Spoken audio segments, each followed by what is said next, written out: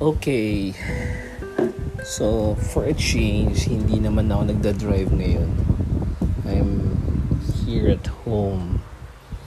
I don't know if my fan, electric fan, would somehow destroy this thing. Anyway, itong past few days, especially since I've been interacting with my younger sets nga of students, third year college and all that. So I don't know how old they are, 19, 20 maybe. I just realized kasi syempre isang ibang set of ano na naman yan, no? Contacts or whatever. And that's how it is in schools. But syempre, you also have a circle that you don't really give up. And I mean, they still message you and all that. And so you keep all those circles. One is already, in their 40s. And some are in their 30s, moving to 35s and all that. Come to think of it, yung mga first students ko, nung ako yung unang nagturo, galing kasi ako sa industry, diba? So in 2001, I started teaching. Hindi naman talaga agad sa high school. Pero sa high school, so mga 2002. So I was 30 plus na nun. And so,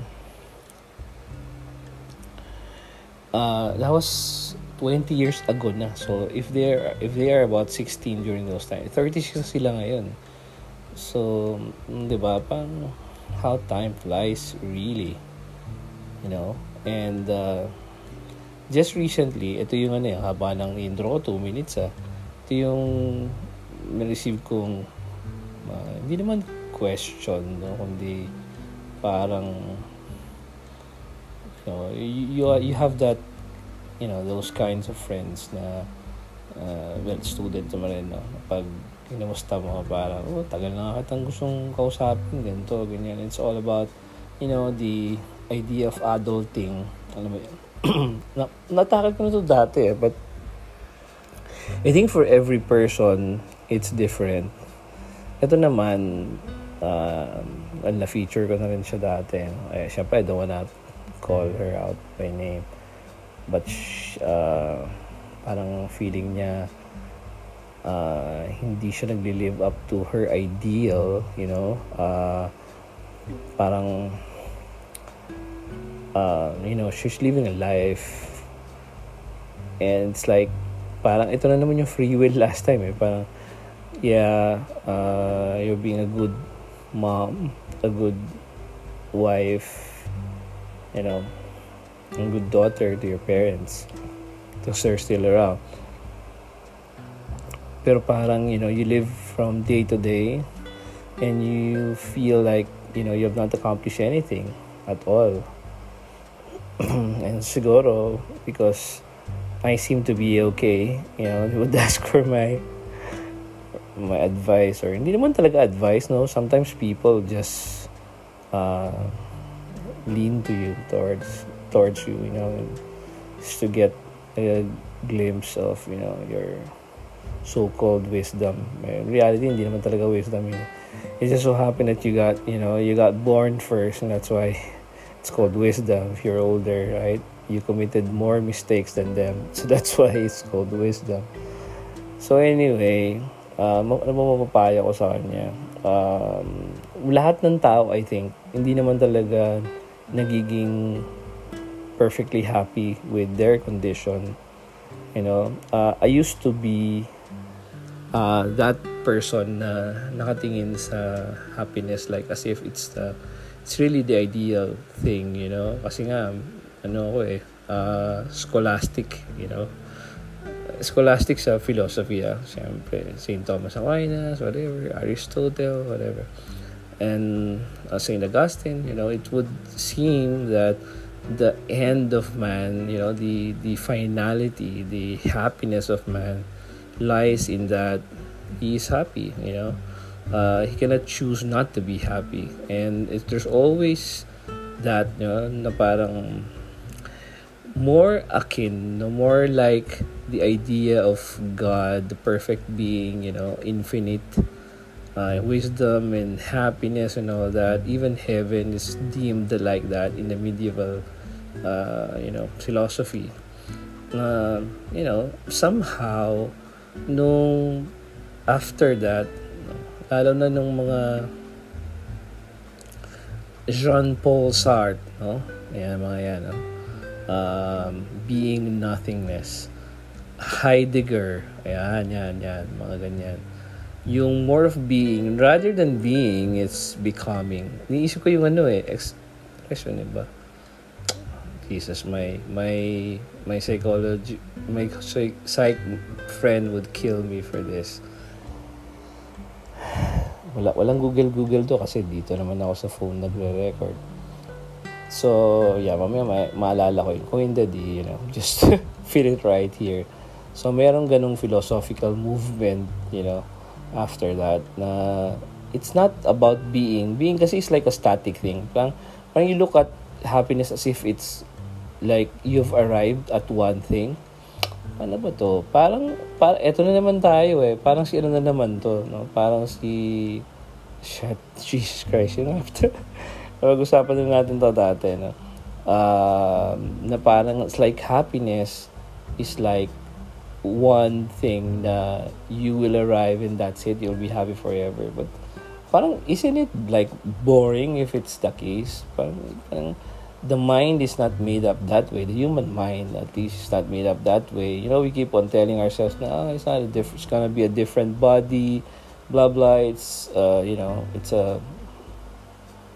yung body na magkakaroon tayo in heaven. It's going to be like an ultimate perfect body. You no longer want to be more perfect because you're already perfect. Parang hindi siya ganun, no? Parang it's boring that way, because the human mind is really into the struggle rather than the destination. Parang it's more of the journey, not the destination. It's more of the struggle rather than the arriving that matters. And so if heaven is not going to have those movement, no, parang keep on becoming, improving, and all that, it's gonna be one lousy, boring day, an eternity, and you're so perfectly happy.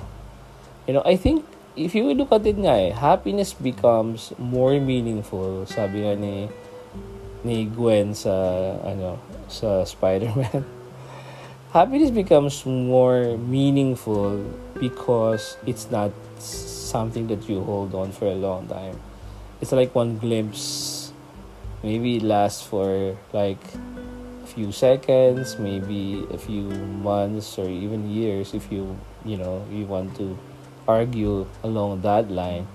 Pero in the end, you lose it, Or even while you're at it, there's that feeling that, hey, this is not gonna last for a long time.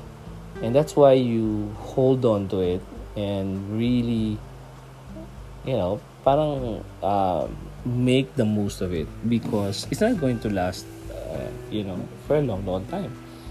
Diba? So that makes it more meaningful. So I think the idea of heaven is like that as well. The perfection of humanity also. Parang, okay, if you believe that somehow you're gonna arrive at something and that you're going to make it like, happy forever, discovering your worth and all that, hindi nangyayari yun So that's why nafe-feel mo pa rin na hindi ka pa rin happy. Kasi talaga sa totoo, hindi ka naman talaga magiging super happy in this world, you know what I mean? Even I think for me nga, it's not even going to be that perfect. when you move forward, you know. Kasi life is a journey, not a destination. Sabi nga ng Aerosmith. 'Di ba? So, kailangan talaga ng struggle na yun eh. Kasi if you don't see through that struggle, yung feeling na ganyan na ano ba yan, ganito, parang ano mo yun, nakikita mo yung yung day to day mo na parang sa tingin mo sa dulo nito wala nang patutunguhan, 'di ba? Kasi lalo na sa kalagayan mong yan na you're a mom, I think dalawa na ba ang baby mo, so hindi ko alam kung dalawa na or isa pa lang tas mahigit dalawa, di ba? Parang yung ganong sitwasyon na since you're already a mother, parang nabubuhay ka na hindi sa sarili mo na lang di ba? And that is the reason why sometimes you would feel like I think every parent would feel that way na pag hindi nila na fulfill yung buhay nila, parang ibale, basta naparal ko yung parang ganun ang nafe-feel ng lalo mga magulang na Filipino. Dati I don't really buy it, parang sinasabihin ko sa sarili ko, parang ano lang yun reasoning ng mga tamad, ganyan, whatever. Dapat mag-pursue ka ng career mo. I always say it even in class, diba, naalala mo yun, kayo mga babae dapat may career kayo, ganyan, huwag kayong magpapasakop masyado sa asawa ninyo. Parang kabaligtaran ng 1 Corinthians yan, di ba? Hindi naman to that point na hindi mo susukayin mo siya alam mo yun, dapat meron ka pa rin work. Kasi paano pag hindi kayo naging forever, di ba? May iwan ka, di ba? Paano yun, di ba? Wala ka man lang work, di ba? Parang hindi tama, di ba? So that is why nafe-feel mo yung ganyan. Nafe-feel mo yung parang what if something goes wrong, that. Parang wala na ako ng career. Ilang taon na akong hindi nagtatrabaho. Paano ako makakabalik doon? I'm gonna start all over again, but I'm already a mother. I'm 30 plus. Lahat yun, nafe-feel mong limitations. Pero, I think, lahat ng limitations na yan, sa mind mo lang. So, ako sa tingin ko, hindi naman, dapat ang payo, hindi hindi yung what to do Pero, I would like you to focus on one thing. Your strength. Dapat doon ka nakafocus And what you're seeing right now are the good old things in between, Later on, alam mo, sa totoo lang, just believe me, Kasi I also was there. There was a time before na, siyempre, ito yung baby pa si Andre, And you would wait for the wee hours in the morning para mapaburp mo siya. Kasi, di ba? Alam mo naman yun sa baby, di ba? Task ko yun, di ba? So, well, of course, naghahanap lang ako ng reason para maglaro ng mga computer games until the wee hours of the morning. Pero, it would seem that way, during those times na parang, just wasting your time, etc. Ano ba yan? Graduate ka with honors, ganito, ganyan. Tapos ito lang ang ginagawa mo. May business ka, hindi naman, successful, ganyan. Tapos, ano yung nangyari sa'yo? Nanggaling ka sa bangko, tapos naging teacher ka na lang. Parang ganun yung naisip ko nung time na yun. Tapos, dumating pa sa pag-iisip ko na ang tagal ko kasi nag-serve sa church, ganyan, na parang sana hindi na lang ako nag-serve ng ganun katagal. Tapos tinapos ko na kagad yung masters ko. Eventually naman pala, ganun ang gagawin ko. Alam mo yun, parang there's always that thing about, looking back, sana I did this, sana I did. So, dapat isara mo na yung past na yun. Kasi wala na yun tapos na yun Ako kasi ngayon, na na-feel ko, parang those times that I spend with my daughter became our bonding, Siyempre, hindi kami magkasama ngayon, pero alam mo yun, na-feel ko yung great bonding namin together. That I think, alam ko siya lang nakakaintindi. Siya din, alam niyang ako lang nakakaintindi ng mga ilang bagay na pinagdadaanan niya, or the same time, parang, we think almost in the same way. Parang she's like a twin sister I never had, although she came in 30 years later, you know what I mean? So, parang mamimiss mo siya eh. That's what I'm saying, Pag lumaki na yung mga babies mo, mamimiss mo siya. And you would never regret that, if you become a good mother. It sounds like, alam mo yun, parang, ano mo tawag? Parang ano lang eh, nagpapabalat bunga lang or whatever. Is that the word for it? Or, parang pinapalubag ko lang ang loob mo or something. Pero really, you should never think that. Alam ko hindi mo naman iniisip yun eh. You're just thinking of paano ko mapoprovide eventually sa kanila, when they grow up, etc. Mag-aaral yung mga yan. Paano ko gagawin yun eh? Dapat ganito, ganyan, whatever. Siyempre, nag-iisip ka talaga niyan. No? Pero alam mo yun, even my mother, ang kwento ng mother ko, hindi naman siya nakapag-aral ng college, no? Hindi niya natapos, parang first year college lang o second. Tapos, nag-sekretary na lang siya, ganyan. Eh, nung araw naman, nakakapagtrabaho ka naman ngayon. Parang against all odds, she said, pag-aralin ko sa private school yung mga anak ko. Eh, nung time na yun, talagang mahirap, no? Without thinking, how would I do it, ganyan. Tapos hanggang sa kinuha na siya ng pare doon sa school na pinaghatidan niya sa amin, even though hindi niya alam kung paano kami pag-aaralin, you know what I mean? Somehow it fits eh. Sometimes, somehow nakakalusot ka naman, alam mo yun. Kailangan talaga maniwala kayo. Pero, siyempre, having said that, hindi naman to the point na bayaan mo na, maghintay na lang tayo sa biyaya ng Diyos, whatever. Hindi naman ganun. Pero gagawin pa rin yan. Pero don't get stuck in the past and regrets. Kasi it's not going to do you any good anyway. So, I think ang dapat mong gawin talaga is to move forward. And try to figure out what's going to happen, after some time. Kasi siyempre, yung mga anak mo, hindi naman yan habang pa. Sorry, may lumilipad na ipis. And so, Jesus Christ, the hell. Parang may time naman na lalaki na sila, right? Diba? So, pag sila ay lumaki na, kailangan may plan. Ako, that's what excites me naman, guys. That's what excites me, I get stuck a lot, in the decisions that I made in my life, that I make in my life, gagawa ng ganyan, tapos magsa-start ka, it seems okay, and then, aalis ka, lilipat ka na naman, and then, parang ganun, and then, magiging okay ka na naman, tapos parang feeling mo, Jesus Christ, parang hindi naman okay itong ginagawa ko, and then, magde-decide ka na naman. I think, while nafe-feel mo sa sarili mo na, parang walang nangyayari sa ginagawa ko, parang itong decisions ko mali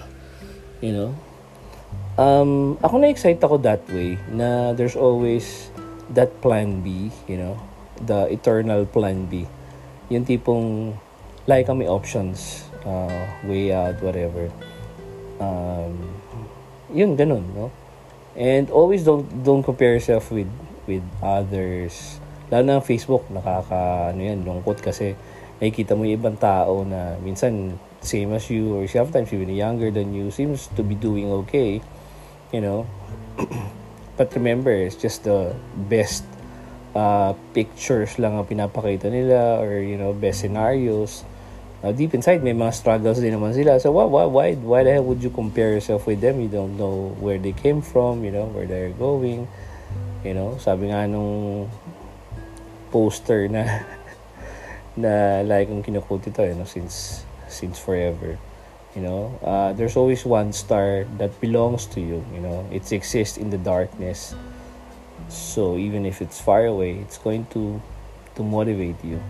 And don't compare that star from another star. There's always there's going to be greater stars and lesser stars than your star, but your star exists just for you. Yung star na yun, it could be your guide, could be your goals in life, your dreams, whatever it is. But you have to focus on that, always move forward and don't ever regret things that happen to you in one way or another. Mas I always think, okay, anong makukuha ko dito, meron ka matututunan sa kailangan mo lang talaga i-analyze yung things. 'Di ba? Sabi nga ni Steve Jobs, kung hindi siya nag-cut ng class, hindi niya makikita yung mga paano magsulat ng magandang lettering. Sana hindi maganda yung font ng mga computers, 'di ba? Whatever. So, alam mo yun, may makikita ka pa rin You have to connect the dots moving forward because that's all you have, The past is already over, right? In fact, future nga napakalayo pa. It's always one day away, Tomorrow is always one day away. So all you have this sacred moment, this now, that's always fleeting and all that. And whatever it is that you want, in a one flick of a hand, just like that, you can change your life around it. If you decide, for example, tomorrow this is going to be my focus, my point of emphasis, para sa NBA 2K lang. This is my point of emphasis in the game, okay? And I'm going to make this my focus now. And usually it happens, It's positive, call it positive thinking, call it the secret, call it the Silva technique, whatever it is. It's always about being positive, being optimistic, and believing in the dreams that you have, and just keep on keeping on. Kailangan lang talaga ganun ang mindset mo sa buhay. And whatever whatever mire, ano ba tawag nun, mire? Yung parang mud that you think you're stuck in right now. Ang mahalaga is don't move too much, Baka kumunoy pala, baka quicksand, malubog ka pala. Just look around, and smell the flowers. What I mean is, hindi talaga ganun. Parang look around and just see how beautiful it is. You may be stuck in that moment.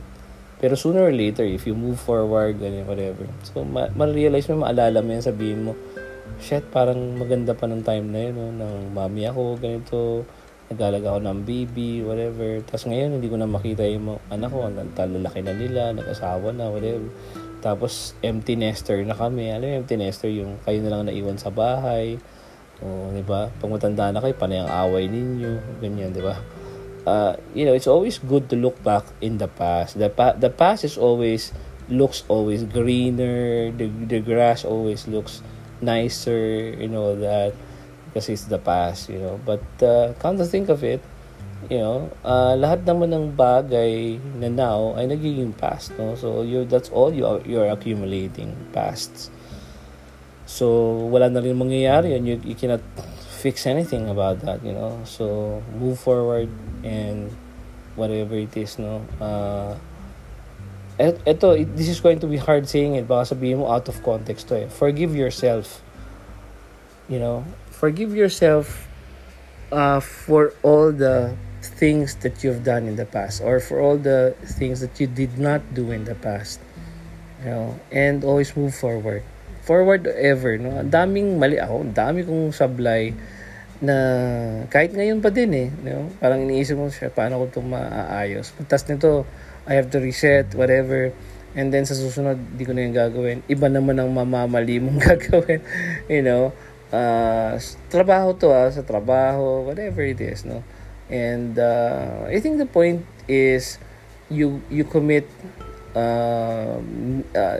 different mistakes, but you seldom make the same mistake that you've done in the past. And always kailangan lang buo ka pa rin lalabas sa whatever it is that you've done. Whatever it is, kailangan lang mag-move forward. Always moving forward. Huwag tayong magsastuck sa current. Ang point ko lang, parang inconsistent yata yung sinabi ko, Pero hindi naman, parang hindi ko naman sinabi na when you're stuck at the moment, di ba, go, look around and smell the flowers. I said that not to the point that you get stuck there forever, What I'm saying is that while you are stuck and you cannot do anything about it, siyempre the best talaga is to move forward. But it's always good to appreciate the moment as it is now. Kasi later on, mamimiss mo yan. It's always good to appreciate kung ano man yung meron ka everyday. The fact that you can still rise up in the morning, greet a brand new day, it's always a gift, Life is always a gift. And kailangan lang talaga mag-focus ka sa strengths mo eh. Kung nasan mo dapat i-align, So yung technical stuff ng know-how natin, what I should do. So tingnan mo yung i-inventory mo yung kaya mong gawin, i-inventory mo yung strength mo, whatever. Inventory mo na rin ng yung weaknesses mo para alam mo kung paano siya i-combat and all that. Diba? And just go right away and focus on the better things in life. May ako dating na kausap, parang teacher siya sa DepEd eh.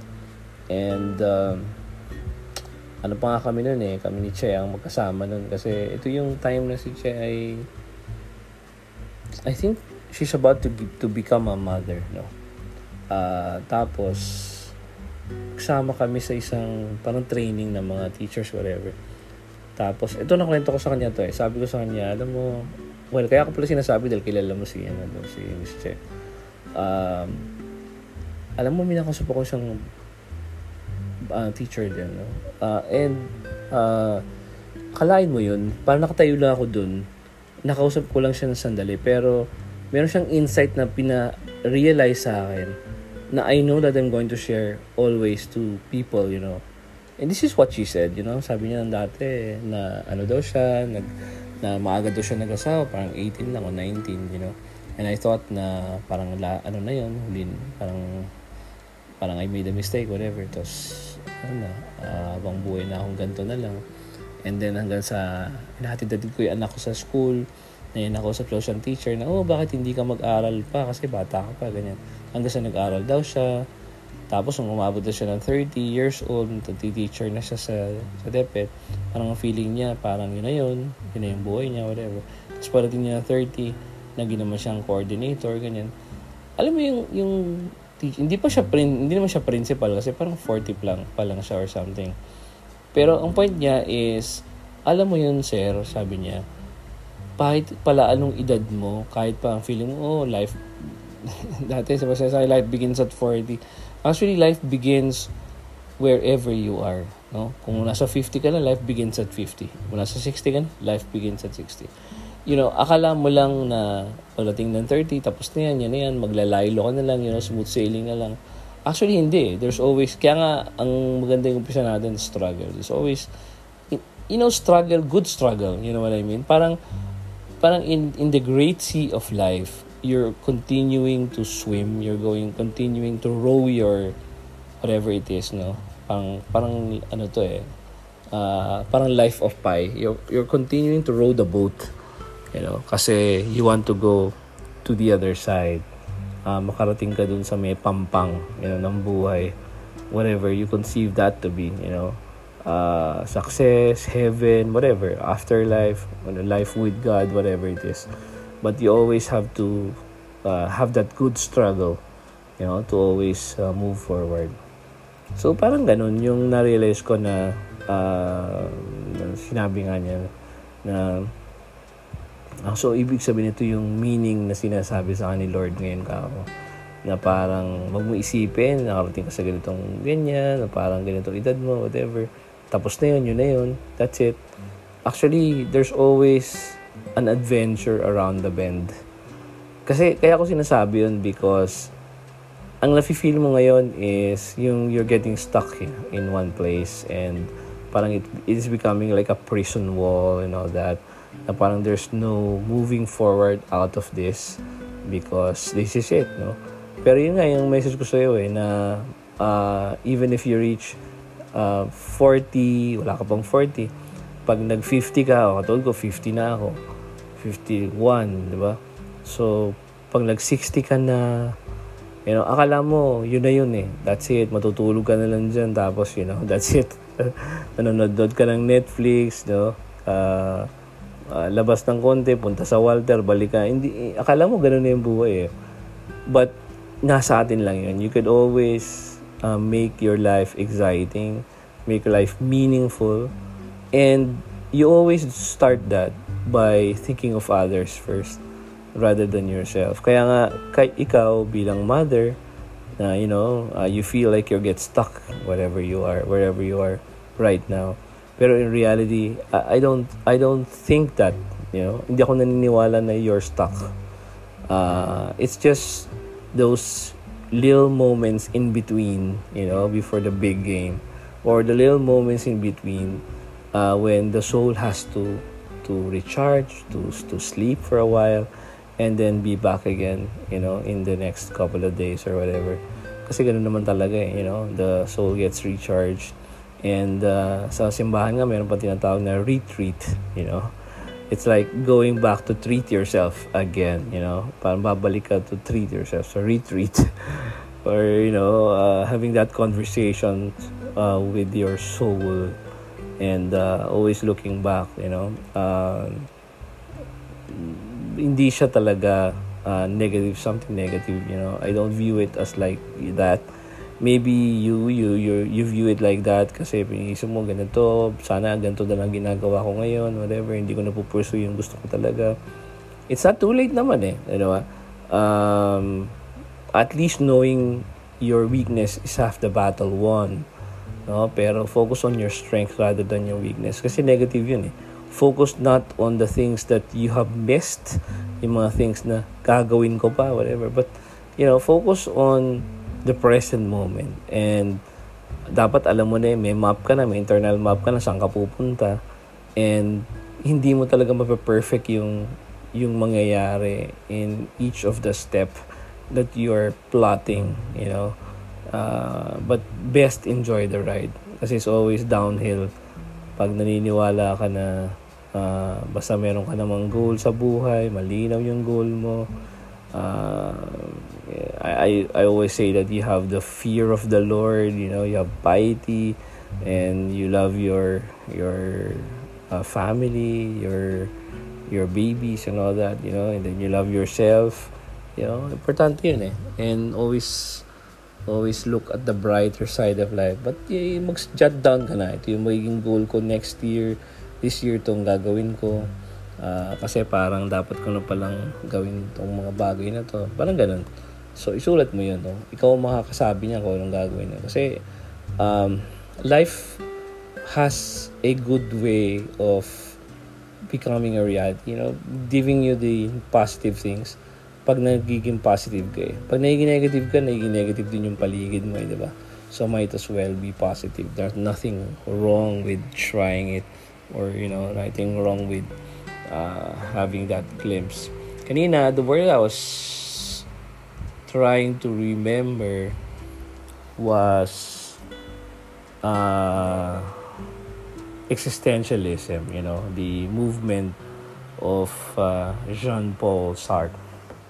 Playwright talaga siya, pero parang ang treatment sa kanya ngayon, parang philosopher na, psychologist maybe, So, yeah, existentialism. So, in a way, existentialism yung ating question. But nagkakaroon ka ng konting existentialist dilemma, existential dilemma, parang ganun, Kasi ako, I usually have that as well. So, trying to question where you are, saan ka pupunta, and do you have enough firepower to go that way? Basta believe in yourself. Ako, I've always believed in you, and I've always believed in the people whom I've met in my life and became close with, mga dati kong mga students na yung kaibigan ko na rin sa ngayon. I've always believed in you, what you can become. So, kami naman, nauna lang kami sa steps, pero in the end, we always stop a while, look at you, how are you now, it's always good pag nalalampasan nyo na kami, and we always cheer you on, prod you on, because no matter where you go, matutuwa kami nun kasi kami yung isa sa mga naging instrument para makarating kayo sa mas malaking mga bagay. So always believe in yourself, because I believe in you. That's it.